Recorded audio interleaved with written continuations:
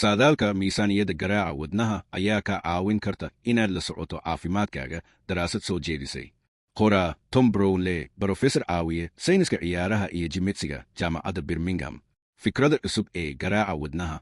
qiyaas in saacadaada gacankaaga aad leedahay aanay kaliya kuu sheegin tirada tallaabooyinka aad socoto ama kaloriyada aad gubto, laakiin tirada garaaca wadnaha ee aad isticmaasho maalin kasta. sida laga soo xigtay daraasad dhawaan la sameeyey, tiradaas waxay maalin u noqon kartaa calaamad kale oo caafimaad. miisaaniyadda garaaca wadnaha oo ahaan kuu sheegi karta inaad aad u sarfayso khayraadkaaga ugu muhiimsan. xaqiiqada iyo riwaayadda. fikradda xagga garaaca wadnaha ee nolosha waxay muddo dheer jirtay. waxay ku salaysan tahay riwaayad qadiimi ah oo sheegaysa in wadnuhu uu leeyahay tiro goon oo garaac ah oo badanaa la yidhaahdo qiyaastii 5 bilyan. sidaas darteed garaac kasta oo dheeraad ah aad isticmaasho wuxuu ku dhoweeyo inaad wax ka dhammayso. nasiib wanaag, taas hadda si weyn waa loo aqbalay inay been tahay. jimicsiga noloshaada magaabiyo adoo wadnahaaga ka dhigaya mid si dhaqso leh u garaacaya. haddii wax jiraan, dadka jimicsiga waxay leeyihiin heerarka nasashada ee garaaca wadnaha oo hooseeya oo waxay nool yihiin muddo dheer. haddii aad rabto warbixintan oo kale, fadlan guji sabskraib si aad u hesho warbixina intaan ka wadan. ha iloobin inaad nagu soo biirto. mahadsani. daraasadda cusub. laakiin cilmi baarista cusub oo lagu daabacay JACC Advances waxay u qaadatay isla sarbeebkaas si casri ah oo ku salaysan xogta.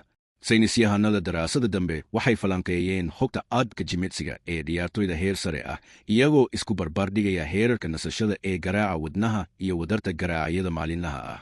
waxay qiyaaseen in ciyaartoyda la tababaray dulqaadka dheeraadka ah ay badbaadiyaan qiyaastii 1.5 eber garaac maalin kasta marka loo barbar dhigo dadka aan tababaran, taas oo ay ugu wacan tahay heerarka nasashada ee hoose.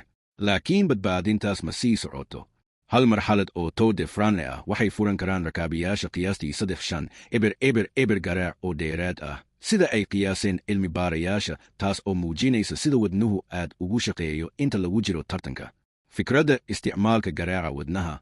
riixidan iyo jiidashadan, badbaadinta garaacyada nasashada, ku bixinta iyaga inta lagu jiro dadaalka, waa waxa cilmi baarayaashu u yeedhaan isticmaalka garaaca wadnaha. fikraddu way fudud tahay. wadarta garaacyadaada maalinlaha ah waxay ka tarjumaysaa sida wadnahaagu ugu jawaabayo wax kasta oo aad samayso, laga bilaabo hurdada ilaa walbahaarka ilaa ciyaaraha. ma micne leedahay runtii? laakiin ma micne dhab ah ayay leedahay? halkaas ayaa waxyaabuhu ku murugsan yihiin.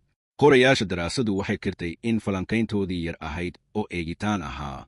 ma raacin natiijooyinka caafimaadka ka qaybgalayaasha, kaliya qaababka xogtooda garaaca wadnaha. tiro sare oo garaac ah oo maalinle ah waxay macnaheedu noqon kartaa in qofku firfircoon yahay, ama waxay ka tarjumi kartaa walbahaarka, jimicsi la'aan, kafiin ama kulayl. iyada oo aan macnaha la'aan, tiradu lafteeda wax yar ayay noo sheegtaa. faa'iidooyinka suurtagalka ah. haddana fikraddu waxay leedahay soo jiidasho dabiici ah. heerka garaaca wadnaha waa mid ka mid ah daaqadaha ugu cad ee ah sida jirkeenna ugu heshiinayo baahiyaha nolosha. faa'iidooyin u gaar ah.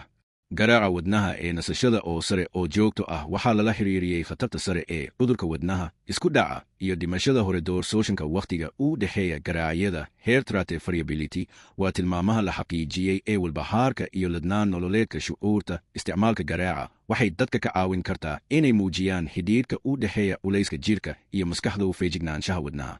ciyaartoydu waxay horay u garanayaan awoodda miisaankaas. tababarka aad u adag marar badan wuxuu kordhin karaa heerka nasashada ee garaaca wadnaha, hoos u dhigi karaa doorsooyinka garaaca wadnaha iyo si uu u yaraysiiyo waxqabadka. haddii miisaaniyadda garaaca wadnaha dadka u caawiso inay ogaadaan marka wadnahoodu aad u shaqaynayo, waxay ku dhiirigelin kartaa maalmo jimicsi khafiif ah ka hor inta aysan la gaadhsiin daalka, fajiicada iyo taxadarka. laakiin sida ugu badan fikradaha cusub ee sayniska jimicsiga, taxadar ayaa loo baahan yahay. qorayaashu waxay kirtay inay isticmaaleen xogta raadraaca jimicsiga oo ka timid qaybta yar oo aad u tababaran oo ah baaskiileyda iyo ordayaasha. daraasadaha ballaadhan middo dheer ayaa loo baahan yahay in lagu beddelo natiijooyinkaas talo loogu talagalay isticmaalayaasha caadiga ah ee saacadaha gacantooda. xisaabta dhammaadka. ma dhab ahaantii garaacyada wadnaha u qaadan lahayn maalgashi xadidan? jimicsigu garaacyada ku bixiyaa muddo gaaban, laakiin marar badan ku kastaa nolol dheeraad ah muddo dheer. wadnaha ordaha masaafo dheer wuxuu garaari karaa mar badan maalin keliya, laakiin mar yar nolol ahaan, sababtoo ah tababarka dulqaadka wuxuu hoos u dhigaa heerka nasashada oo hagaajiya hufnaanta wadnaha. Fariinta ugu dambaysa ma aha badbaadinta garaacyada waa ku saabsan bixinta si caqli ah.